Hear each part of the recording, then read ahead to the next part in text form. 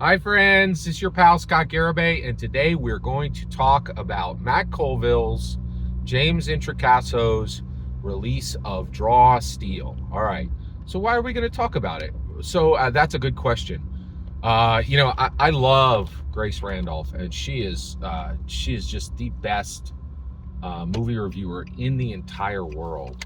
And she, so she reviews movies and does it extremely well. And one of the things I realized about her a while ago, and that I've been really fascinated this year, she made worst movies released in 2025, right? And I looked at a list. I'm like, not even half of these are the worst movies of 2025. Like, these aren't even bad films. Like, these are just, this is the bottom 20, right? The worst films. There have been 80 films released this movie already. The bottom films are, the worst films this year are absolute garbage, released by very small indie places that don't have any money, or even the big shops, but these aren't the worst movies, right? And what I realized is, like, she has a level of film. She thinks about films at a specific level, right? And she just takes the bottom 50% and cuts it off and never even mentions it.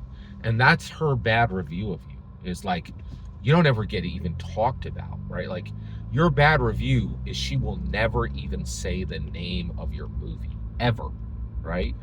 And that's brutal. That is the word. Like, I used to think, oh man, they savaged that in that review. But really, where we've landed is we realize that even talking about something is giving it significance and saying this matters, right? This is memorable, right? And Draw Steel matters. It is significant. It is memorable, which I think is very interesting, right? This is a significant release. And what I think is really interesting is there are easily there are between 250 and 1,000 tabletop role-playing games released every single year. That's real, right? What? Yeah, that's a lot. Well, itchy.io and Drive Through RPG, right? This is like, there's a lot, right? And so what even gets mentioned? So first of all, we're going to talk about Draw Steel because it is historically important. And it is important, and one thing that's really wild is every single significant, mattering, memorable tabletop role-playing game, they only matter because of Dungeons and Dragons. And Draw Steel matters because it is a part of Dungeons and Dragons history. It doesn't matter because Matt Colville made it. It doesn't matter because James Introcasso made it. It doesn't matter because it's a freestanding tabletop role-playing game. It only matters because it was built to be a D&D killer and it failed, right? And I am capturing the history now, right? And this is what frustrates me about a lot of commentators on YouTube, is they're not doing that. They're not actually paying attention. And like, the OGL crisis happened in 2023, and three companies, right, Cobbled Press, who had literally written D&D canon books, right, MCDM and Critical Role, said, we're going to come and we're going to knock D&D off the hill. We will be the D&D killer. Three companies, right? They didn't say it outright. They said it by when they announced in that anger window, and they just drank up like an elixir the fury of the crowds. And there was real fury against Dungeons and Dragons in that time. It was real, right? And now, 2 years later, here we are, right?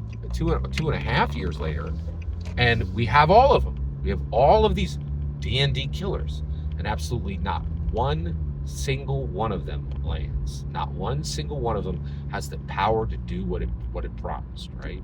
So Tales of the Valiant, completely forgettable. Not even, like, Cobbled Press's attempt was ridiculously weak. Didn't matter. It meant nothing. It was a gigantic nothing burger, right? Daggerheart was an extremely real attempt, and Daggerheart came out, and what they found out about Daggerheart was that Daggerheart absolutely had the power and range and purpose to be the D&D killer, right? The game was good enough, The demand was through the freaking roof. We don't even know what the demand on Daggerheart could have been. What we know is that tens of thousands, hundreds of thousands, maybe low millions of critters wanted this book, wanted this game, and could not get it. And what we realized is that if you're going to be a D&D killer, not only do you need to build that demand, but you have to be able to meet it. And if you can't meet the demand will evaporate. And that's exactly what's happening right now. Everybody's like, oh my gosh, you guys built a game that can destroy Dungeons and Dragons. Oh, but you can't print it. You can't put it on the shelves. You can't even put it on FLGS shelves. Not, D&D's over there. They're on every FLGS shelf. And not one book, every book. Like, and they're on Barnes & Noble, and they're on indie chain stores, and they're on Target shelves, and they're on Walmart shelves, and they have television shows and video games, and you guys are nothing. Critical Role is exactly what they told us they were. A bunch of nerdy voice actors who really have no ability to really do business at a global scale, right? Except selling some merchant tchotchkes, right? Like, but to do what Gary did, right? To make a real D&D killer, no. So now we reach the part where MCDM comes in. Is it going to be a D&D killer? Absolutely not. Why? Get this. It absolutely is a fantastic game that had the ability to knock Dungeons and Dragons down the hill. So that, that Draw Steel was the But the reason why MCDM's Draw Steel cannot be a D&D killer is because Daggerheart won't allow it to. Daggerheart has sucked up all the air in the room. And if Matt Colville had been smart, he would have brought his game out a year earlier than Draw Steel. And releasing Draw Steel after Daggerheart was fatal. It absolutely destroyed every possibility that Draw Steel could be a D&D killer. I believe, based on what was delivered, it absolutely could have been a D&D killer. But not only, and actually, believe it or not, I think Matt Colville, and especially with James Introcaso was capable of doing the work, doing exactly what Gary Gygax did, making the sacrifices and making it real. The problem is, without celebrity, allowing a celebrity force to release before you, it wiped away every possibility of being something real and being something significant and powering through. It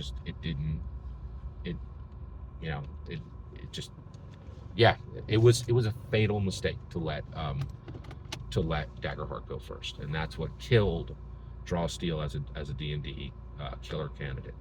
Every single word you just heard in this video is my humble opinion, nothing more, nothing less. The important part is when I get to hear your humble opinion, when you get in the comments and send your traffic. Please consider subscribing and have a fetch millennium.